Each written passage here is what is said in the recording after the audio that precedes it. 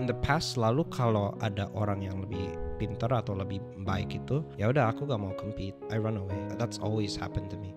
Gara-gara low self esteem, kalau lihat orang yang lebih bagus, aku gak punya effort atau semangat untuk melewati mereka gitu.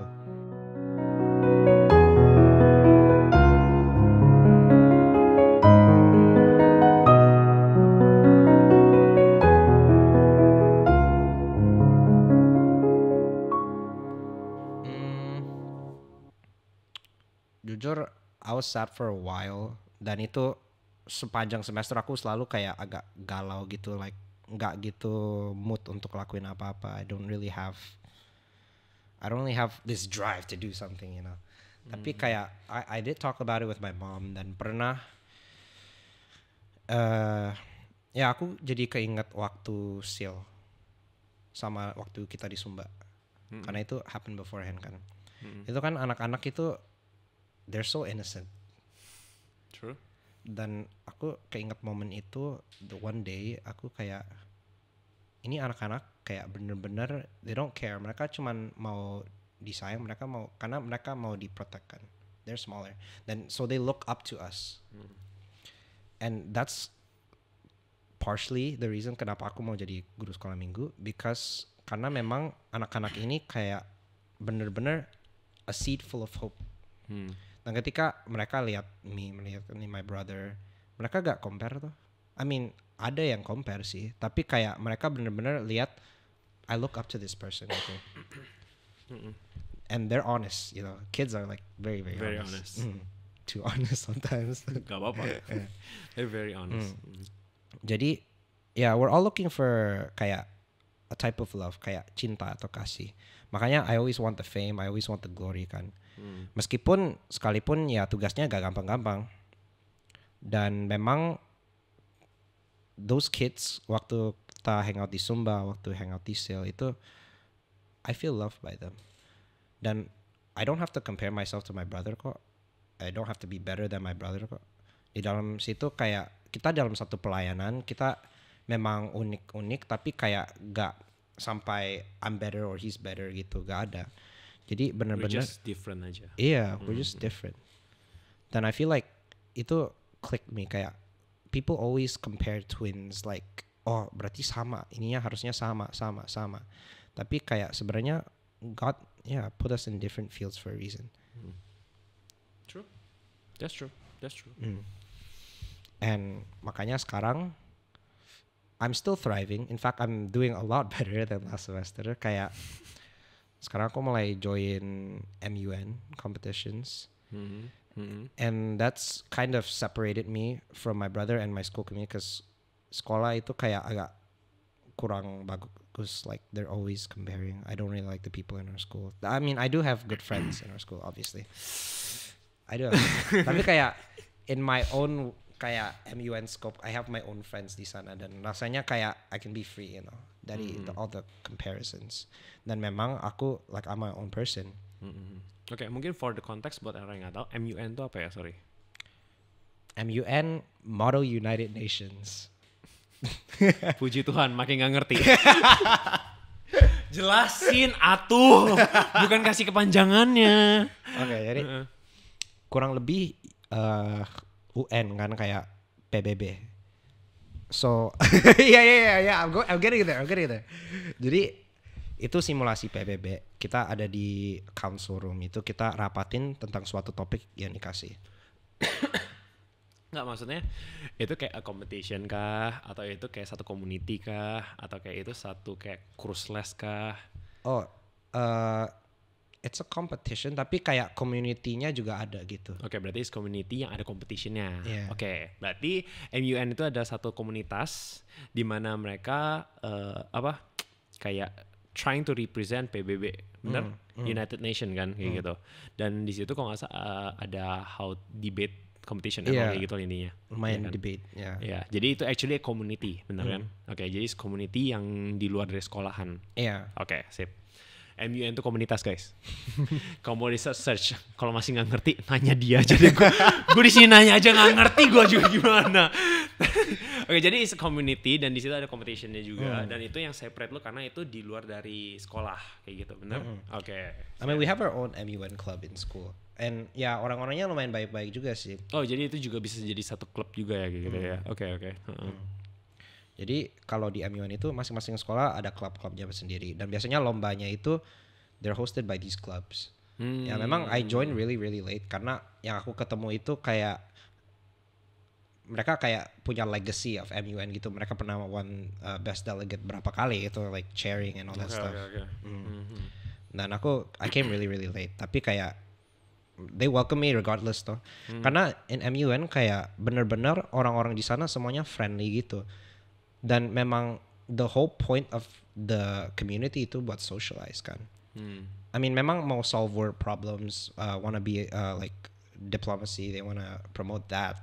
Tapi kayak in the end of the day semua orang dari kita itu kita maunya berkomunitas, kita mau have fun and meskipun kita speech, kita debate itu kita tetap mau bersosialisasi. Oke. Berarti yang penting komunitinya sebenarnya sih. Dan jadi apapun yang dijalanin juga ya udah gitu kan. Dan ya, I think it's good thing gitu. Pertanyaan ya. Actually tadi gue ada satu pertanyaan sih. Gue nggak tahu are you comfortable to answer this or not ya kayak gitu. Kan lo tadi lo bilang lo merasa kayak lo kalah dari your bro. Lu kalah dari teman-teman peersnya lu kayak gitu segala macam. Yang soal IT dan coding ya kalau nggak salah waktu itu at that time. Habis itu lu akhirnya pindah ke MUN nih. Oke. Lu tau gak arahnya gue bertanya kayak gimana? Oke. Do you feel like it's running? Kayak lu mau menjauh dari gue kalah di sini ya udah gue pindah. Gue kalah di sini gue pindah kayak gitu. Do you feel it like that atau lu ngerasa ada thought seperti itu atau enggak? Alfred psychic ya.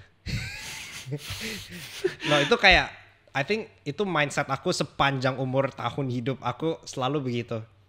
Kayak suka gitar, lihat Eldritch, kalau kalian nggak tahu Eldritch itu teman kita itu bakat banget di segala arah musik gitu. Lihat Eldritch, oh dia jago gitar. Ya udah aku pindahnya ke bass. Terus apa lagi ya? Dia lebih jago di desain, ya udah aku gak mau desain. Oh dia lebih jago kalau dalam nyanyi, ya udah aku gak mau nyanyi. Oke. Oh dia masuk Fidelis, ya udah aku gak mau masuk Fidelis. Oke. Yeah. You do feel like that. Until now? Mindsetnya agak berubah dikit sih. Kayak in the past lalu kalau ada orang yang lebih pintar atau lebih baik itu ya udah aku gak mau compete, I run away. Dan itu sepanjang that's always happened to me. Tapi di MUN it's kind of different karena everyone there is trying to be their best. Dan memang kalau di dalam komunitas itu kayak memang there's gonna be someone better than you. Tapi you can't put a price on a person or a delegate gitu. Jadi kayak sekalipun you menang di sini, bisa aja dia yang menang in the next one gitu. Karena belum tentu your performance is always the best. Dan makanya sekarang every time kalau aku lihat list of people or allocations, meskipun aku lihat yang jago, aku malah jadi excited like ada yang challenging di sini. Dan malah aku kayak I want to do my best. I want to do even better. Jadi gitu. Ini food for thought ya. Menurut lo, Tuhan memanggil kita untuk menjadi orang yang seperti apa di posisi seperti ini? Maksudnya gimana ya? Kayak ini lagi apa jiwa mentor gue keluar nih. Jiwa mentor gue keluar nih. Jadi maksudnya kayak gini, kan lo lagi lu sempat berasa kalau lu itu kayak kabur dari ini jago gue kabur, ini jago gue kabur sampai ke MUN ini lu ngerasa kayak dia jago nih, exciting, gue pengen compete sama dia, gue pengen belajar dari dia, gue pengen karena satu sisi lu competing equals lu studying juga kan, lu belajar juga dari dia. Menurut lu sendiri Tuhan memanggil kita untuk menjadi orang seperti apa? Yang kabur dari andaikan kalau ada masalah atau ada orang yang lebih jago atau ada challenge ya, gue bilang ada challenge nih, kabur pindah ke tempat lain, atau face the challenges. Kalau berdasarkan cerita Yunus, clearly face the challenges. Iya nih, guru sekolah minggu harusnya tahu dong ya. Guru sekolah minggu harusnya tahu dong. Musa juga sih, itu challenges juga. Oh iya, sebenarnya, face the kayak challenges. gitu. Tapi kayak, ya mungkin sebenarnya challenge-nya beda-beda sih. Kalau mereka itu mungkin takutnya atau kayak kalau Yunus bencinya dengan the job kan. Kalau aku, Yunus bencinya sama warga. oh iya ya warganya. Warganya, Nehemianya itu kan tanda petik kayak enemy-nya dia. Dia Iya, nggak mau mereka diselamatkan oleh Tuhan. So in a sense dia hate the job. Ya, sure. Oke lah. Dia benci tugas yang Tuhan berikan kepada dia. Ya, karena Iya. dia nggak mau ngelakuin itu karena Iya. menurut dia itu nggak sebanding buat mereka. Oke, sure, make sense. Oke. Tapi ya kalau di scenario aku kayak I don't hate the job. Cuman gara-gara low self esteem, kalau lihat orang yang lebih bagus, aku gak punya effort atau semangat untuk melewati mereka gitu. So I guess in a sense that is my fault. That is my flaw dan memang ya I gotta work on it. Tapi kayak come on man, I was built in a environment where orang selalu kayak compare. Dan the best solution I found, like do what my parents did, just don't compare them, put them aside. Kayak makanya I just get out of that position. Keluar dari posisi untuk di-comparing itu. Iya. Interesting. Actually, salah satu tokoh yang mungkin kayak Musa itu juga merasa kalau dia itu nggak berbakat, nggak punya skill. Pasti Tuhan suruh kayak pergi, balik lagi ke Mesir. Aku nggak bisa ngomong. Aku gagap. Itu kan satu sisi kan seperti itu kan. Kayak tapi balik lagi, ketika Tuhan memanggil lu untuk jalan, do you go or not? Ketika Tuhan memanggil lu untuk face the challenges, do you go or not? Sekarang sih ya. Good. It's like all those experiences itu kayak they teach me something, not just MUN, tapi kayak meskipun aku gagal kayak gak jadi ketua OSIS, like I realize itu kayak aku baik-baik aja kok, like malah I have more time for myself, aku jadi lebih bisa kejar-kejaran lomba lain.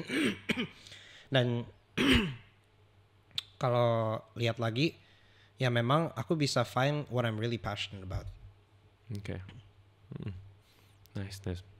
Dalam struggle ini nih, mungkin ada nggak ayat-ayat yang lu pegang atau enggak kayak khotbah siapa gitu yang lu inget gitu? Nggak tahu lu inget khotbah siapa? Khotbah Filemon lu inget gak? Kayak lu inget gak? Kayak something yang lu inget kayak oke, ini gue harus pegang nih gitu. Habis itu lu kayak pegang terus kayak gitu. Buat ngelewatin struggle-struggle-nya lu. Atau perkataan siapa, I don't know. Mungkin ya happen recently sih, kayak pas SYC itu ada satu SYC? Lu ikut ke SYC? iya. Kapan? Oh yang tahun lalu. Oh iya. Yang baru. Baru. Iya. Yang ngapain New Year ya. Waduh, SYC shout out juga. Join SYC Tahun depan. Semuanya promosi. Oke, lanjut. Ya, jadi dia bilang itu the Bible is my story. Jadi kayak dia she did it so beautifully honestly. Kayak dia ceritain cerita seseorang, ternyata seseorangnya dia. Dan itu kesaksiannya kayak nus banget. I was like in my head kayak, oh ini pasti ceritanya tentang dia ya. Terus ternyata bener, langsung nangis. Terus kayak itu like very tragic past. Tapi kayak moving forward itu dia learn to hold on to the Bible. Jadi itu jadi strength aku karena in the past before that aku kayak bener-bener I don't really like reading the Bible. Oke. Kayak meski like mau kasih aku cerita apapun itu, oh ya kurang lebih tahu sih Yunus ya. Guru sekolah minggu masa nggak tahu. Oke. Secara Big knowledge tahu. Ya. Tapi secara spiritual sebenarnya I know nothing. Kayak mau bawa creation gitu, tiba-tiba mentor aku di SYC bilang gini, oh ternyata aku belajar dari sini begini. Terus aku kayak, how did you get that? Itu creation loh. creation semua orang juga tahu. Kayak penciptaan, sun, light, cakrawala, everybody knows. Tapi kayak pas dia ketemu sesuatu yang jauh kayak dari pikiran aku, itu tiba-tiba ngeklik kayak, oh there's still a lot I don't know about the Bible. Jadi kemudian itu buat aku jadi sadar kayak a lot of times kita consider the Bible as this book of knowledge, which it is, tapi kayak it's actually God speaking to us. Oh yeah. Makanya it hit so hard when she said, I want the Bible to be my story. This is my story, this is my song. Jadi iya, because a lot of times in our lives kita want to take the pen and write our story kan. Tapi sebenarnya God is writing our story already. Kita gak perlu worry about writing our own story. Dan memang the weeks when I came back, I started reading the Bible daily. A week. The few weeks. Okay, few weeks. Okay lah. Sekarang? Yeah, recently,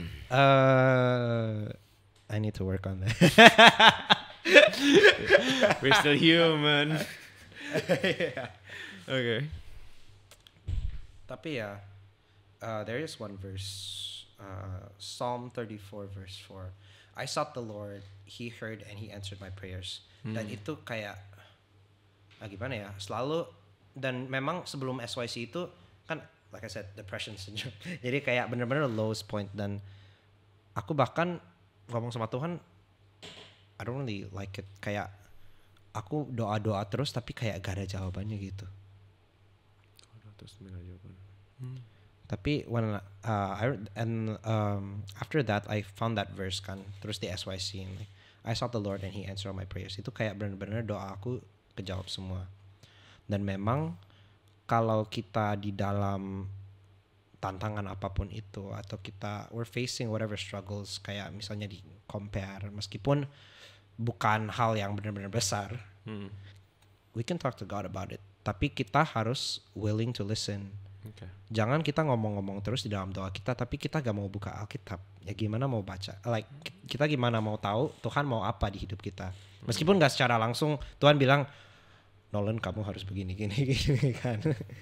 Tapi like memang ada makna dari semua itu. Dan makanya to this day, meskipun bolong-bolong, aku jadi lebih giat dalam baca Alkitab. Karena memang rasanya this is my story. Dan memang aku mau hidup aku itu dipimpin oleh Tuhan, bukan aku sendiri. Good. Nice. And we all know it's not easy. Dan bahkan banyak banget teman-teman kita juga yang struggle kayak gitu. Bener gak sih? Mungkin ada gak lu kayak kata-kata encouragement buat mereka yang mungkin lagi struggle di situ? Di mana nih? Bagian ini dimana kayak lu punya low self esteem, habis itu juga trying buat bertanya mana Tuhan tapi nggak pernah dikasih jawabannya kayak gitu. Ketika mereka masih struggle di sini, kita maybe juga gue nggak langsung push further di mana kayak Anda kan kalau berasa low esteem itu gue kalah di mana sih gue pindah gini. Karena itu menurut gue itu cabang lebih fokusnya. Tapi core problemnya itu kan sebenarnya kalau lu itu punya low self esteem dan ketika kita menanya Tuhan, aku mau kemana? Dan mungkin sometimes Tuhan nggak, bukan nggak jawab sih, mungkin berasanya kayak Tuhan nggak ada kayak gitu. Nah, lu mau kasih encouragement ke mereka tuh gimana?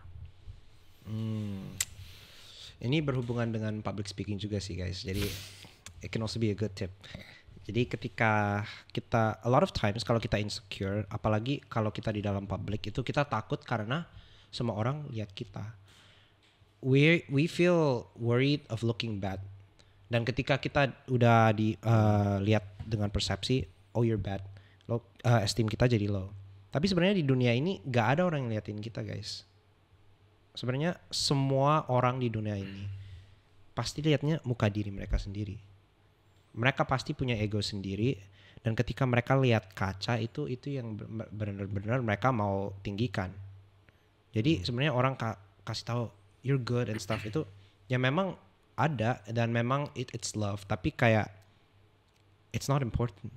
Kayak in the end of the day, orang yang mau bener-bener mau kita tanpa syarat apapun itu Tuhan.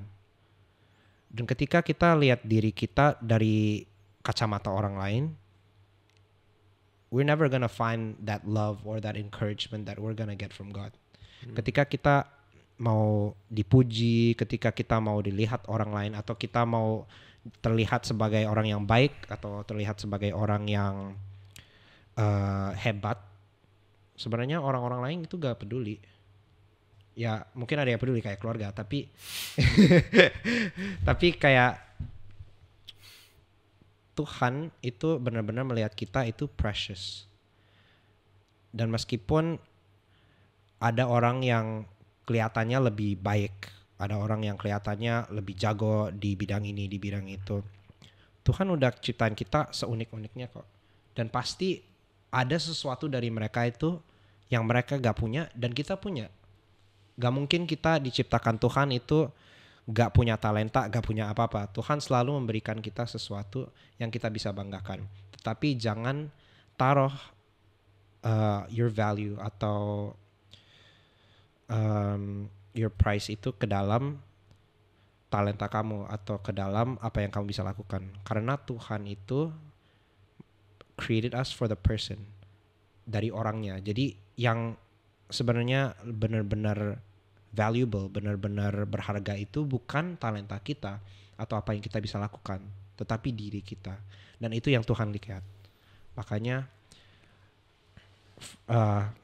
ever since SYC, aku benar-benar melihat diri aku dari sisi pandang Tuhan. God sees me for me, not for what I can do, not for what I can offer, not for what talents I have and what I can do, and what I'm good at, tapi benar-benar for me, for Nolan. Jadi gitu. Ya. Gue baru ingat sih, Ko Sudarman harus bikin subtitle-nya guys. Aduh lucu banget gue. But yeah, actually I do agree sih. Orang-orang gak bakal melihat kita seperti Tuhan melihat kita. It is more important that how God see us, not other people see us. Dan if we do know, sebenarnya Tuhan itu love us very much. Jadi apapun yang kita lakuin, fokuskan pikiran kita tahu, oh Tuhan sayang sama gue. With talent or without talent, success or failure, dimanapun posisi lu berada, lu tetap anaknya Tuhan. Lu anak Tuhan dan Tuhan mencintai lo. I think that's a really good point yang kita pegang. And balik lagi, read your Bible. Ya kalau lu mau doa tapi lu gak baca Bible, ya lu gimana udah tahu gitu kan. Ya lu punya Alkitab, kita beliin kok. Bisa download lah. Ayah. Tapi kan sering ada distraksi. Ya salah mereka. Kenapa jadi salah kita? Kan mereka yang mau mencari. Kok distraksi lagi? Emang kalau buka Bible dibeliin kagak dibuka, emang kagak distraksi? Ya iya sama aja gak sih? Kayak gitu. Ya maksud gue, baik lagi itu kita ya, gue gak bisa bilang kita usahakan doang, tapi harus sadar juga gitu. Kalau kita itu butuh Tuhan. Sebenarnya God doesn't need us, definitely gitu. Yeah. Tapi kita yang need Tuhan. Tapi Tuhan sayang sama kita, makanya dia present diri dia ke kita kayak gitu. Jadi ya baik lagi, it's a chance. Dan baik lagi, kita kalau lagi struggle, lagi punya low self esteem, cari Tuhan. Karena Tuhan bilang kayak, enggak, aku sayang kamu apa adanya. Anjay. Anjay. Kayak gitu. Oke. By the way guys, ini journey-nya Nolan, well, banyak banget ya struggle-struggle-nya. Dari twins, dari pelayanan, dari dirinya sendiri. Bahkan karena twins, dia lebih sadar lagi kalau dirinya itu adalah 1% yang struggle juga. But this is his story. Dan bakal ada journey-journey lain di podcast berikutnya. So stay tune di Beranda Podcast. Karena Beranda ada berita baik untuk kalian. Bye-bye.